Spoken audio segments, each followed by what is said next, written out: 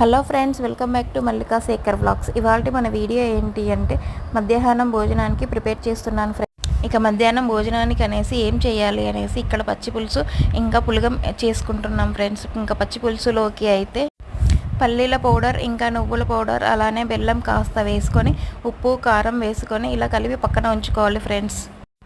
ఇంకా అందులోకి తర్వాత కోసం అనేసి స్టవ్ వెలిగించి ఇక్కడ బాడియ పెట్టేసి ఇంకా జీలకర్ర ఆవాలు అలానే ఆనియన్ వేసి కాస్త వేయించుకోవాలి ఫ్రెండ్స్. ఇంకా మిగిలిన ఆనియన్స్ మొత్తం ఇందులో పచ్చి పులుసులోకి అలానే పచ్చిగా వేసుకోవాలి ఫ్రెండ్స్. చాలా బాగా ఉంటుంది. ఈ వీడియో మీకు ఎలా అనిపించిందో చిన్న కామెంట్స్ చేయండి ఫ్రెండ్స్. ఇంకా ఇక్కడ కొత్తిమీర తరిగి అందులోకి వేసుకుంటున్నాను. అలానే పసుపు పచ్చి పులుసులో వేయకూడదు, తిరుపతిలో వేసుకుంటే చాలా బాగుంటుంది ఫ్రెండ్స్. ఇంకా మన ఛానల్ ఫస్ట్ టైం చూస్తున్నట్లే లైక్ చేసి షేర్ చేసి సబ్స్క్రైబ్ చేసుకోండి ఫ్రెండ్స్. ఇంకా ఇక్కడ పులగం కోసం అనేసి బియ్యం హాఫ్ అన్ అవర్ ముందు నానేసి ఇంక ఇక్కడ స్టవ్ మీద పెట్టేసాను.